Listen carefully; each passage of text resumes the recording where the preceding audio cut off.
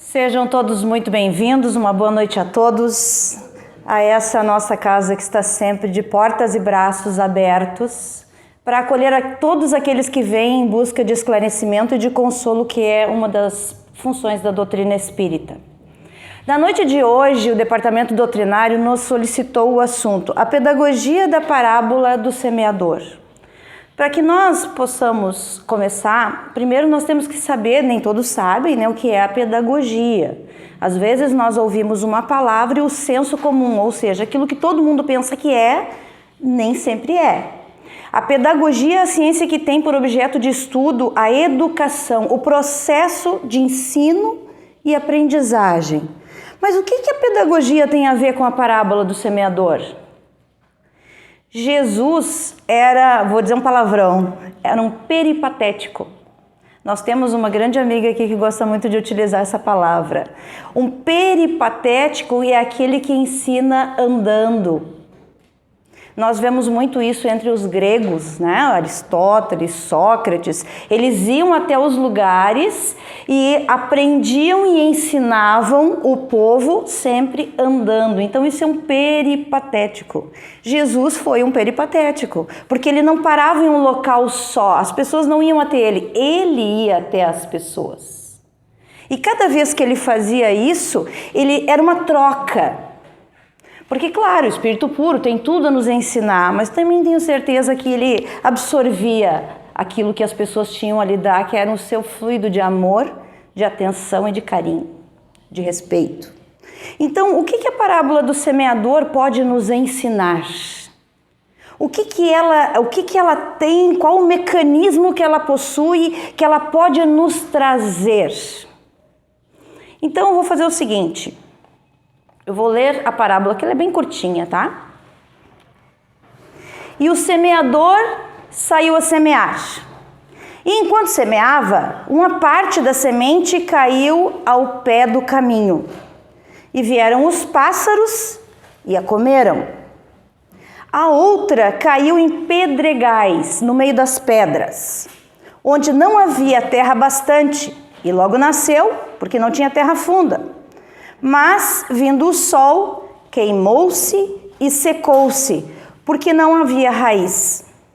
E outra caiu entre os espinhos, e os espinhos cresceram e sufocaram-na. E outra caiu em boa terra e deu frutos, uns a 100, outros a 60, outros a 30. Que ouça aquele que tem ouvidos de ouvir.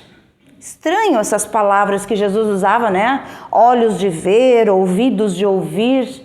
Qual é a função de uma frase dessas? Que ouça aquele que tem ouvidos de ouvir. Mas o ouvido não serve para ouvir? Às vezes não. Às vezes serve para escutar. Existe muita diferença entre escutar e ouvir. Escutar é quando, sabe, passa.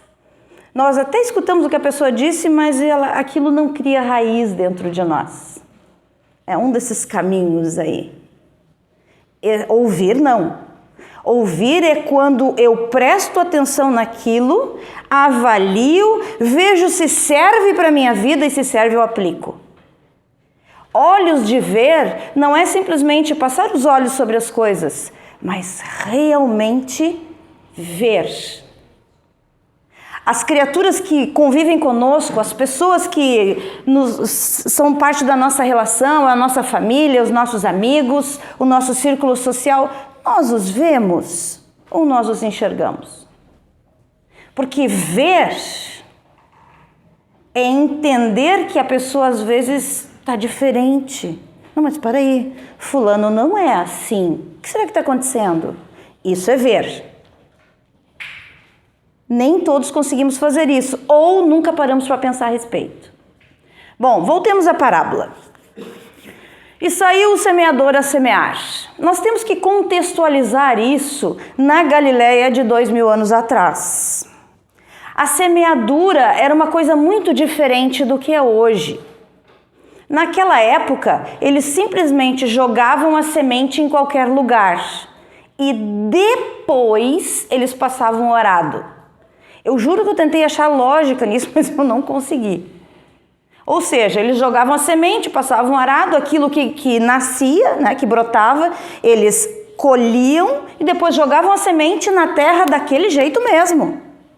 Hoje não, né? A cultura da terra hoje, nós temos tecnologia para estudar, para saber o pH da terra, o pH da água, fazer ali a colheita, tem que deixar a terra descansar, porque senão ela fica extenuada e já não dá mais aquilo que ela poderia dar. Então hoje existe todo um estudo sobre isso. Naquela época não.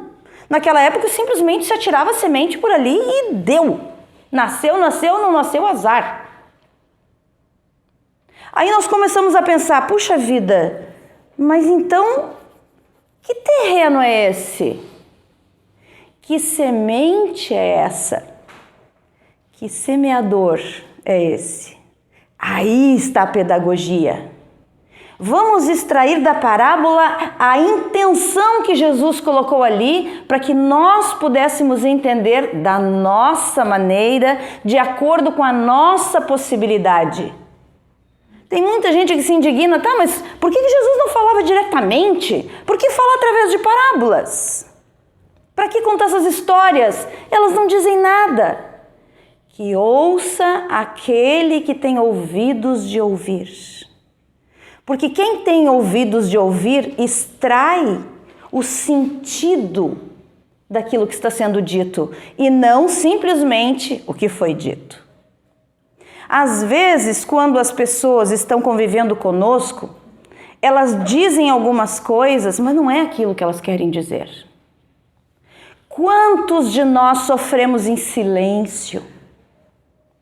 Não nos abrimos com as pessoas, não contamos aquilo que nós realmente precisamos, não falamos aquilo que aliviaria o nosso coração por receio, por medo, por vergonha, não sei. Porque cada um de nós tem um mundo dentro de si. Nós somos criados simples, ignorantes, destinados à perfeição da criatura, porém, ninguém é igual. Somos individualidade. Todos somos diferentes e temos o nosso jeito de compreender as coisas, de assimilar as coisas, de colocar essas coisas em prática e, finalmente, colher aquilo que plantamos. Porque a semeadura é livre, mas a colheita é obrigatória, lei de causa e efeito. Eu posso semear o que eu quiser, mas eu tenho que estar ciente de que essa semente vai germinar e eu vou precisar colher. Portanto, que tipo de semente eu estou plantando? Voltemos à parábola. Quando Jesus fala que a primeira semente caiu à beira do caminho, o que isso quer dizer? Caiu à beira do caminho, vieram os pássaros, a comeram e não deu nada. O que ele estava querendo dizer com isso? Existem diversas maneiras de nós avaliarmos, nós analisarmos as parábolas. Eu estou dizendo para vocês hoje a minha maneira. Nós vamos avaliar não o semeador, não a semente, mas a terra. Porque dependendo da terra, a semente não germina, a semente não tem profundidade, a semente não consegue lançar raízes, a semente não brota, não cresce e não dá frutos. Muito bem, então qual é a primeira terra que esse semeador jogou a semente? À beira do caminho e vieram os pássaros e a comeram. Que tipo? Nós vamos analisar então esse terreno como se fôssemos nós. Um perfil, digamos assim. Qual é o perfil de pessoa que é à beira do caminho? Que a semente é lançada e os pássaros comem e não germina. Quem são esses pássaros? O que é essa semente? Se nós analisarmos o semeador, é aquele que espalha a verdade. Quem é que nós conhecemos que nos trouxe a verdade? Jesus de Nazaré. Então, o que é a semente? É aquilo que ele nos trouxe, a palavra de Deus. Porque até Jesus nós conhecíamos um Deus passional, vingativo, que escolhia uns em detrimento de outros, o Deus de Moisés. porque era necessário esse Deus naquela época. Pensem comigo, Moisés saiu para o deserto com mais de 1 milhão de pessoas, gente. Ele tinha que ter algum poder sobre todas aquelas pessoas para que o caos não se instalar. Então o que ele fez? Se muniu da palavra de Deus. Era necessária a punição, porque senão, vamos combinar que a lei não existiria. Naquela época, nós estamos no século 21. Então veio Jesus e nos disse, não, olha aqui, ó, Deus não castiga ninguém. Não. Deus é amor. Aí as pessoas, tá, mas só um pouquinho, como assim? Porque ele foi considerado uma pessoa revolucionária? Porque ele pegou uma verdade que os judeus tinham naquela época e transformou em outra coisa que em alguns momentos batia de frente. Ia de encontro com aquilo que eles entendiam até o momento. Como assim Deus é amor? Como assim eu tenho que perdoar aquele que me fez mal? Como assim eu tenho que amar o meu inimigo? Que história é essa? Então vamos combinar que ele deu uma agitada legal. Quem é essa semente? É esta palavra. Deus é amor. Ora, se nós considerarmos que Deus está nas suas criaturas e Deus é amor, o que é que nós precisamos encontrar dentro de nós para que nós façamos o nosso campo fértil? Amor.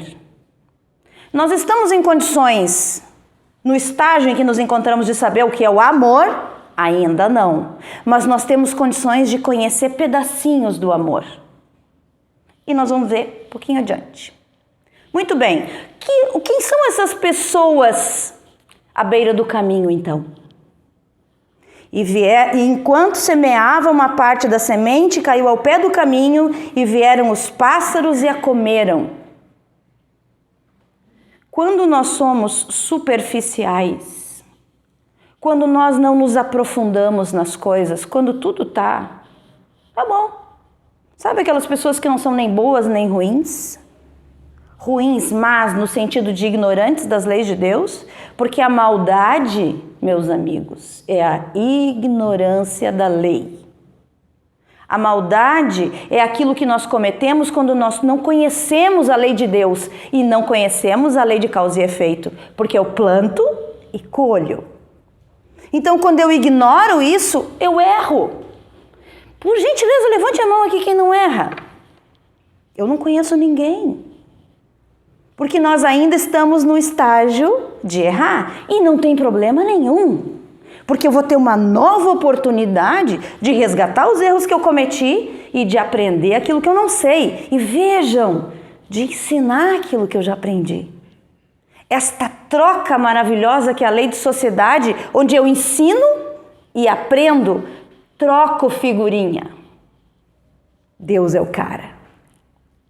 Então, quem são essas pessoas à beira do caminho? Aquelas que não são nem boas e nem más, que nada as abala, eu estou preocupado simplesmente em passar a minha vida. A vida leva eu, deixa a vida me levar. Os pássaros são os convites do mundo. Porque assim como nós temos os convites de não nos importarmos com nada, a não ser conosco mesmos, nós temos aqueles convites que a vida nos faz isso. Vamos lá? Tá na hora. E o nome desse convite chama-se dor. Quem quer dor na sua vida? Não conheço ninguém.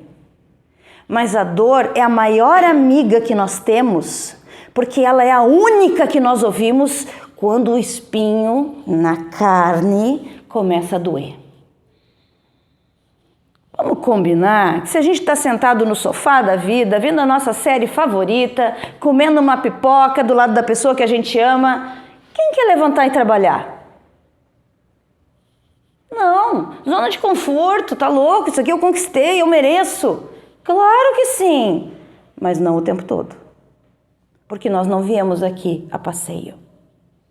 Nós não estamos aqui para nos aposentar da vida, esperar a aposentadoria e agora não faço mais nada. Como assim?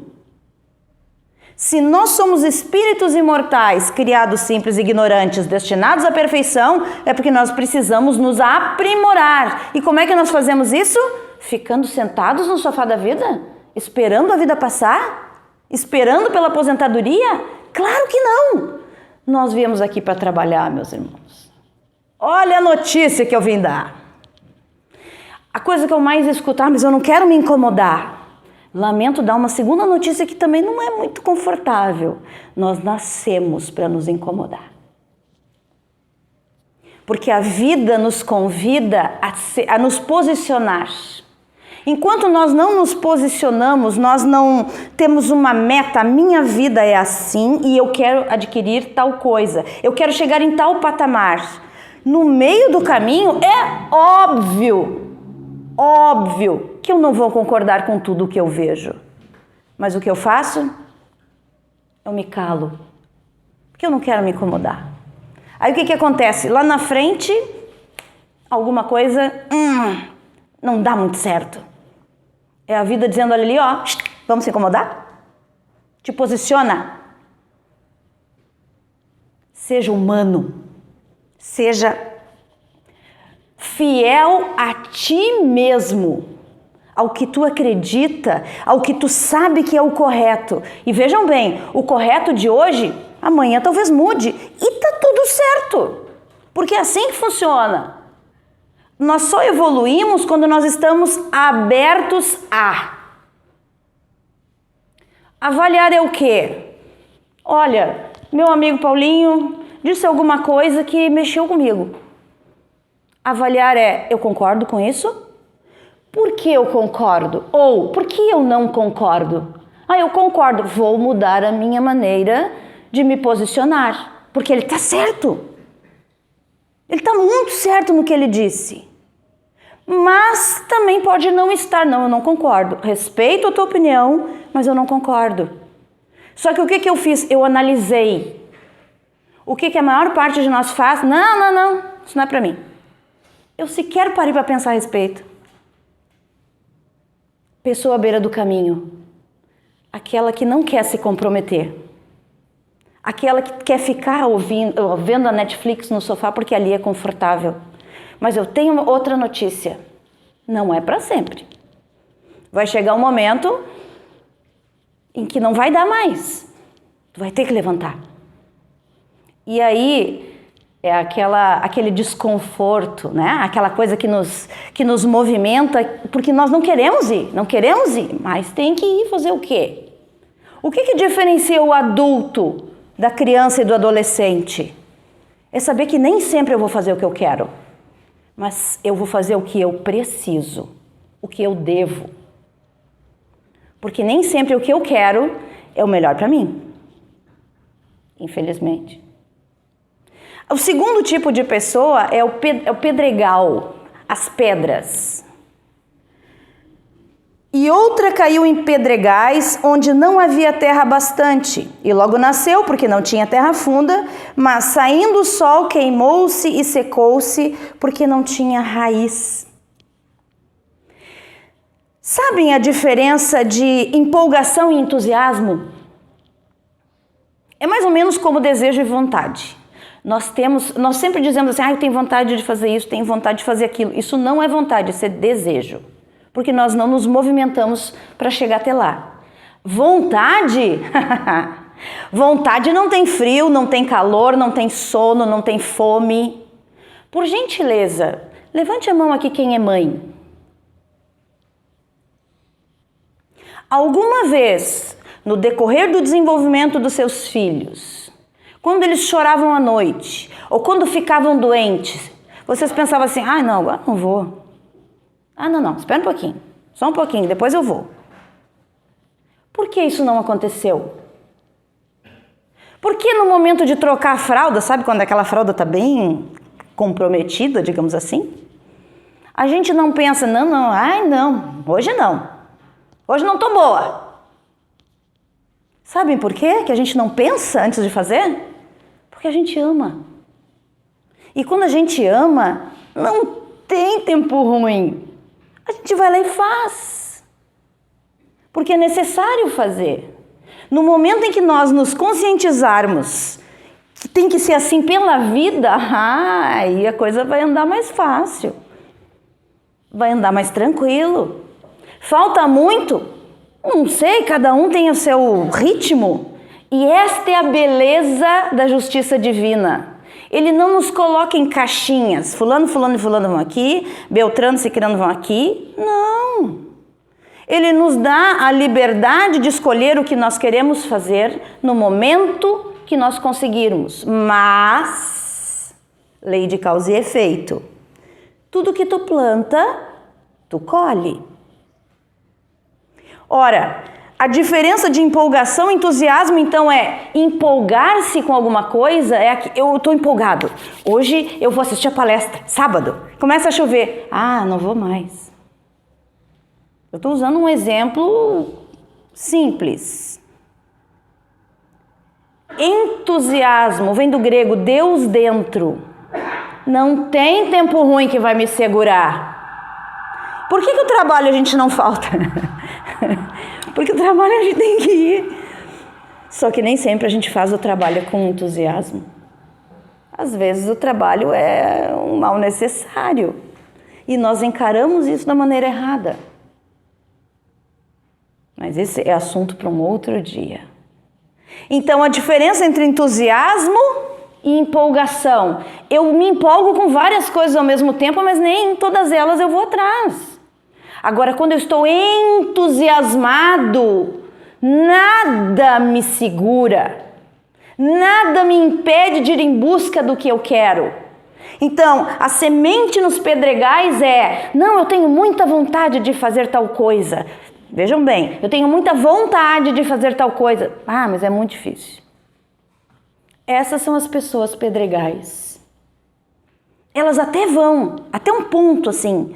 Só que quando começa a ficar difícil, passinho para frente, passinho para trás. Eu desisto. Só que quando nós lançamos a semente no pedregal, ela germina, mas ela não se mantém porque ela não tem profundidade de terra para que a raiz se estabeleça. Essas pedras são as coisas que acontecem que nos impedem de ir em frente. Perdão, vou reformular a frase. São as coisas que nós permitimos que nos impeçam de ir em frente. As pequenas coisas que no decorrer da nossa vida vão se acumulando e a gente vai dizendo, não, depois eu faço, eu vou procrastinando, deixando para depois, não, depois eu faço. Só que aí vem o arado. E o arado chama-se dor. Chega um momento na nossa vida em que não dá mais para procrastinar, para deixar para depois. Existe uma lei chamada lei de evolução. Nós, espíritos imortais, não evoluímos, ou seja, nós não regredimos. Nós podemos estar estacionados por um tempo, mas nós sempre vamos progredir. No momento em que nós começamos a nos comprometer com algumas coisas que talvez nos fizessem retroagir, vem a lei e vamos embora, agora não dá mais. E a gente chama isso de dor. Por isso que eu disse que a dor é nossa amiga. Querem ver um tipo de dor que a gente não percebe? Quando nós ficamos com a perna cruzada há muito tempo, de repente a gente descruza e bota a outra em cima. Sabem por quê? É a dor dizendo para as minhas pernas, troca que eu preciso circular, o sangue precisa circular, senão ela amortece e a gente fica, né? Ai, amorteceu a perna, vou trocar. É dor, gente. Só que é uma dor que a gente não percebe. E tem muitas dores que a gente não percebe e que são as nossas maiores amigas. Aquelas circunstâncias que nos fazem, vamos lá, não dá mais. E o que a gente diz? Não, agora não. Amanhã. Depois de amanhã. E daí nós vamos protelando as coisas. Terceiro tipo de terra, os espinhos. Aqui a coisa complica. Porque eu já passei pela beira do caminho, eu já passei pelos pedregais, eu cheguei nos espinhos. Lembram que eu disse lá no início que ninguém é mau, nós estamos maus. E maldade é ignorância das leis de Deus. O nosso planeta é de expiação e provas. Aqui, a maior parte dos seres encarnados ainda estão maus. Inclusive nós. Porque o Evangelho também nos diz que maldade não é só fazer as coisas para os outros, mas deixar de fazer. Quando eu deixo de fazer o bem, por tabela, estou fazendo o mal. Portanto, todos nós estamos maus. Mas a boa notícia, isso vai passar.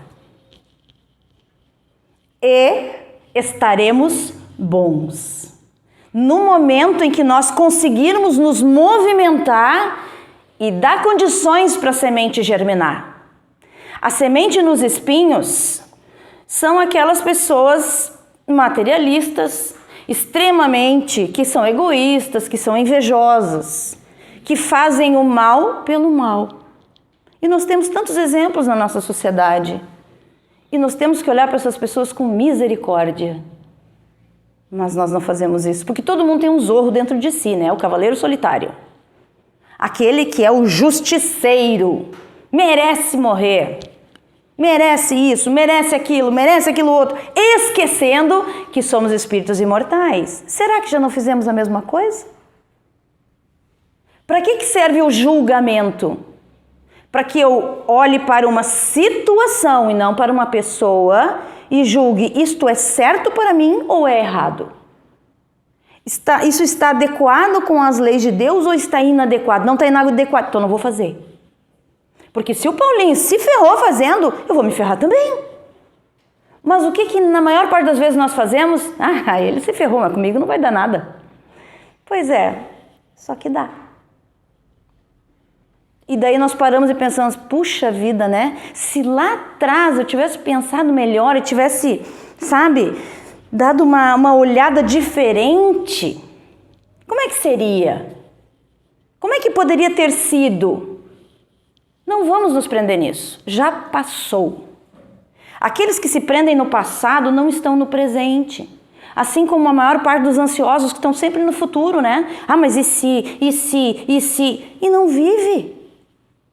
Não vive. Porque ou está no remorso no passado, ou está na ansiedade no futuro. São os gêmeos que complicam a nossa vida.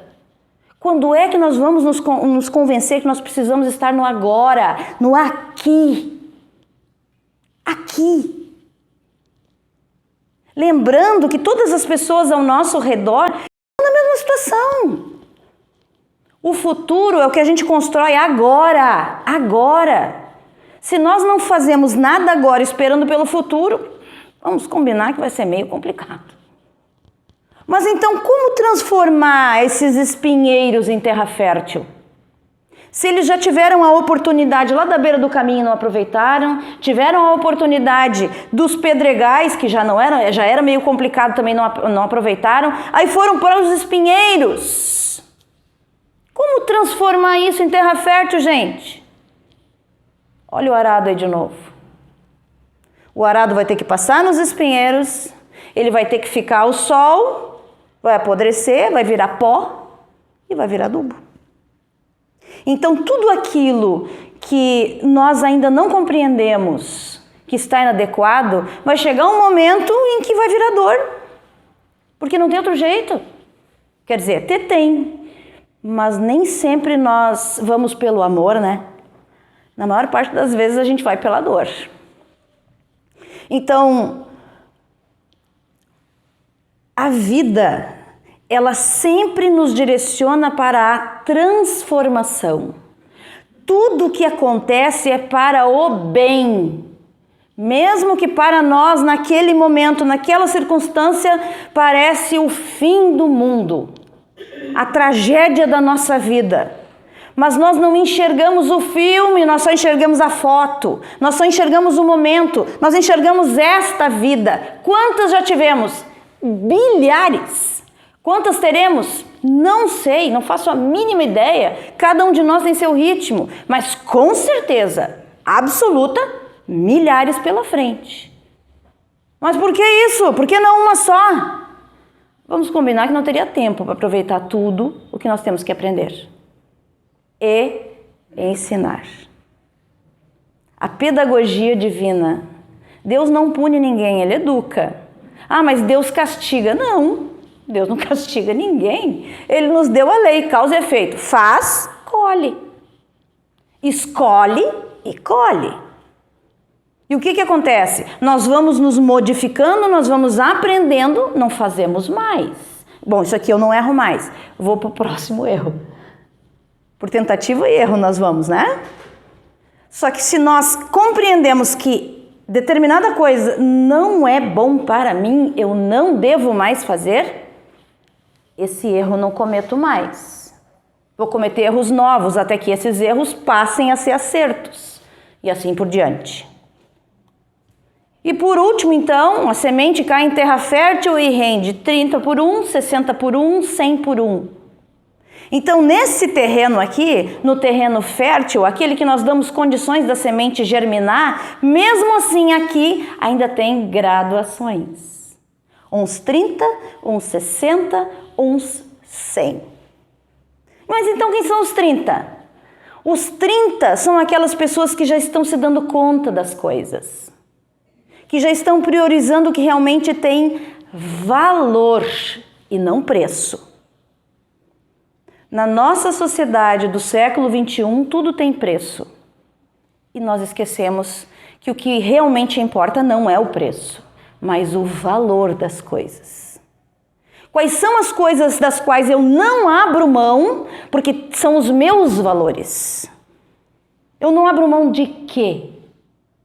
Qual é o limite até onde eu aceito, até onde eu tolero mudar? Porque isso aqui eu não vou mudar.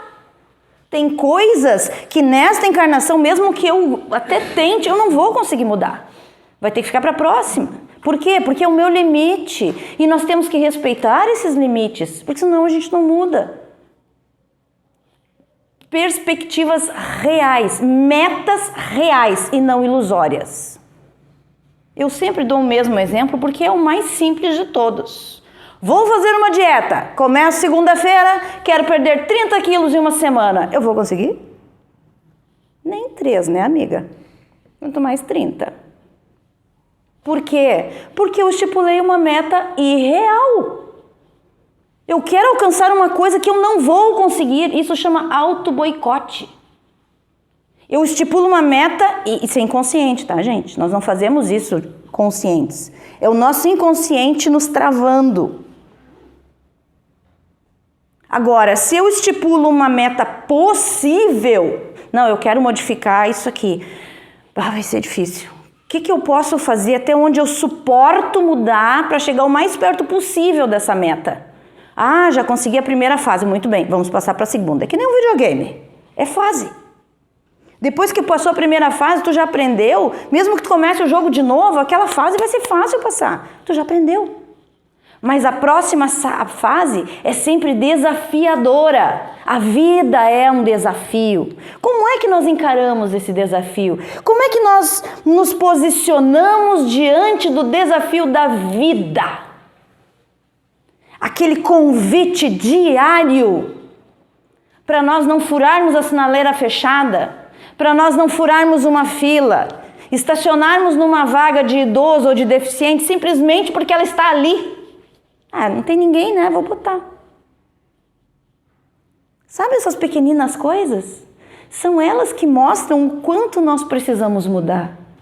Porque mesmo que ninguém esteja vendo, nós estamos. Valor é aquilo que eu faço mesmo quando eu não preciso fazer. Mas eu faço porque eu sei que é o correto. Bom, 60 por 1 são aquelas pessoas que, além de já entenderem que elas têm que tratar a semente de uma forma diferenciada, que elas têm que prover a terra com algumas coisas diferentes, elas percebem o sentido da semente, que é o amor. E elas buscam isso. Quem são os 100? Preciso dizer? são aquelas que já entenderam que o amor é a meta. Que a meta não é o carro da hora, a casa mais bonita, o maior dinheiro no banco possível, os maiores títulos acadêmicos. Não é a respeitabilidade que eu acho que eu mereço. Não é a projeção dentro de um grupo social. Porque quem realmente não precisa, já descobriu. Porque o rico mesmo, é aquele que menos precisa. Porque ele não precisa mostrar para ninguém. Felicidade é eu estar bem comigo mesmo, com a minha essência. Nós somos essência divina. No momento em que nós conseguimos entrar em contato com essa essência, nossa, aí nós vamos dar 100 por 1. E como disse Jesus, é a cada um segundo suas obras. De quem é que depende então essa mudança de terreno? De quem é que depende esse adubo que nós temos que colocar? De quem é que depende passar o arado para virar as pedras e retirar os espinhos? De quem depende? Do outro? Esse é o nosso maior equívoco. O outro me faz feliz. O outro me faz infeliz. E isso não é verdade. Ele consegue fazer isso quando nós permitimos. Quando nós colocamos quando nós colocamos preço nos nossos valores. O que é valor para mim? O quanto ele é importante? De qual valor eu não abro mão de jeito nenhum? Quando nós fizermos esse balanço na nossa vida, nós vamos ter um panorama mais amplo do que é que nós precisamos investir, do que é que nós precisamos retirar, do que é que nós precisamos escolher. Aonde é que estão semeando? Qual é o meu terreno? Que tipo de terra eu estou ofertando para que a semente germine? Que tipo de terra eu estou proporcionando para que o semeador espalhe a semente? E isso é o tempo de cada um. Eu não posso mudar o outro, gente. Nós temos muito isso. Fulano, tu tem que ser assim, assim, assim. Tu tá fazendo errado. Se eu fosse tu, eu faria assim, assim, assim. Caramba, tu não é ele. Olha só que lindo. Não tem como. É de mim para comigo. É íntimo. Eu tenho que conhecer a minha essência. Eu tenho que ter uma meta. E isso somente eu posso estipular e decidir. Eu não posso modificar o outro. Se eu tenho coisas, se eu quero vencer desafios, eu tenho que lançá-los para mim e não para os outros. Então, qual é o meu papel nesse processo? É proporcionar o melhor terreno possível para que o semeador possa lançar a sua semente. E mais lá na frente, para que eu possa me tornar o semeador. Quando eu estiver dando 100 por 1, eu já posso começar a semear. Ah, mas então eu tenho que esperar ser puro para fazer alguma coisa? Claro que não. Dá para lançar uma sementinha aqui, uma ali antes. Mas aonde? Em que tipo de terreno? Em que condições? Porque para que eu possa oferecer, eu tenho que ter o que dar. Amarás o teu Deus de todo o teu entendimento, de todo o teu coração e ao próximo como a ti mesmo. Então, ninguém dá o que não tem. Para que eu possa amar, ou seja, para que eu possa semear, eu preciso me amar. E o questionamento que eu quero deixar para os amigos nesse sábado, para que possam refletir é: eu me amo? Eu me amo de que forma? Como é que eu estou me amando? Como é que eu estou preparando o meu terreno para que a semente possa germinar, florescer e dar 30 por 1, 60 por 1, 100 por 1. Esse é o convite da doutrina espírita, para que nós possamos nos conhecer e ofertar aos outros o melhor de nós. Um grande amigo nosso aqui uma vez disse uma coisa que eu nunca vou esquecer e que eu sempre falo. Ele chegou a uma conclusão muito interessante que quando eu ouvi, eu fiquei meio... Hã? Ele disse o seguinte: nós não nascemos para ser felizes. Nós nascemos para ser úteis. E hoje, para quem conhece o professor Clóvis Duarte, que é um filósofo, eu estava ouvindo durante a tarde ele dizendo que felicidade é tu poder ser útil na vida do outro. É tu poder dar o teu melhor para o outro para fazê-lo feliz. Mas eu só dou o que eu tenho. Portanto, eu tenho que aprender a me amar. Porque senão, o que é que eu estou ofertando? Eu agradeço a atenção de todos. Desejo que todos cheguem muito bem em casa. Tenham um domingo abençoado. Muito obrigada.